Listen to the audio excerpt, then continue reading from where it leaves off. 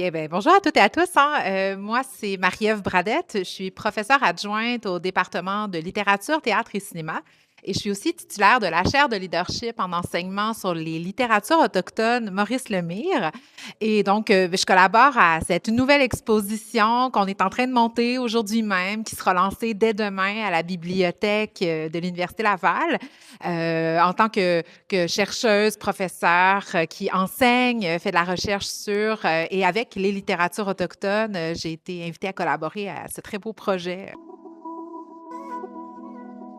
Ben, en fait, c'est une exposition qui cherche à mettre en visibilité les voix autochtones à travers la littérature, donc vraiment la littérature des Premières Nations, des Inuits, notamment dans le contexte du Québec.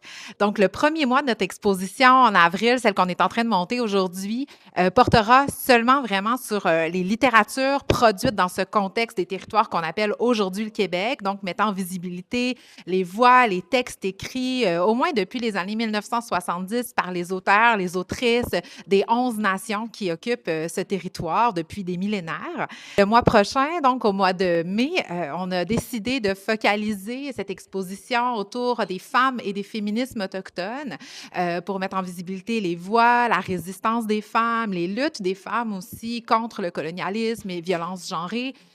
Donc, vraiment, pour mettre ça en visibilité, ça va avoir lieu au deuxième étage, près de la bibliothèque de droit. Donc, on trouvait qu'il y avait vraiment une cohésion, une cohérence à présenter ces voix de femmes à la bibliothèque de droit. Et le troisième mois, le dernier mois de l'exposition, qui va avoir lieu en juin, donc le mois de l'histoire, hein, des Autochtones, le mois national des peuples autochtones.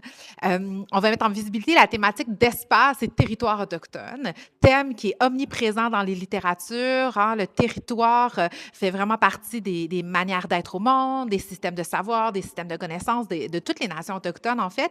Et la littérature devient un espace d'expression, de représentation, de mise en visibilité de ce territoire. Et on a cherché, pour ce troisième mois, à mettre en relief des œuvres qui faisaient une large place au territoire.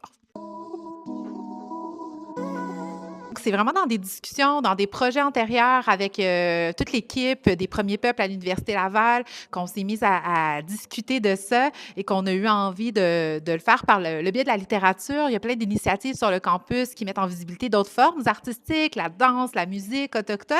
Et là, on se disait comment est-ce qu'on rend visible la littérature? C'est des livres, on invite les gens à lire. Donc, on voulait mettre en visibilité les livres. La diversité, l'ampleur, la pertinence, la cohérence et l'urgence d'entendre les voix autochtones et de le faire par le biais de la littérature. On dit que pour écouter les vérités qu'expriment les premiers peuples, il faut écouter les personnes, hein, des Premières Nations, les personnes inuites, et la littérature, elle fait ça. La longévité des littératures autochtones aussi, on a des textes ici qui datent des années 1970, alors qu'on sait qu'il y a eu un bouillonnement, une effervescence importante à partir de 2010 en littérature autochtone, mais ces voix qui s'expriment par la littérature, elles sont aussi beaucoup plus anciennes, puis on veut les donner à lire dans toute leur grandeur, leur ampleur, leur diversité et inviter finalement les lecteurs, les lectrices à entrer en relation directement avec ces textes-là par le biais des livres.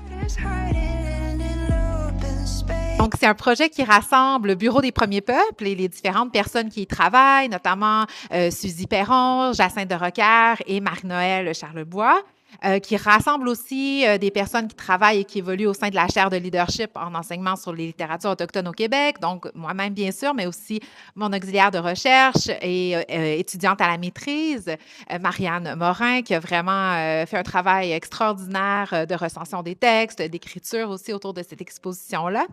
Et on a aussi un partenaire externe à l'université, donc l'organisme Joli Autochtone, qui a lancé cette initiative en juin, Joli Autochtone, il y a maintenant plusieurs années. Et c'est aussi en s'inspirant de cette initiative-là, de En juin, Joli Autochtone, qu'on a voulu créer une exposition qui allait embrasser le mois de juin. Donc, elle allait tout naturellement d'aller chercher un partenaire hors les murs de l'université en Joli Autochtone.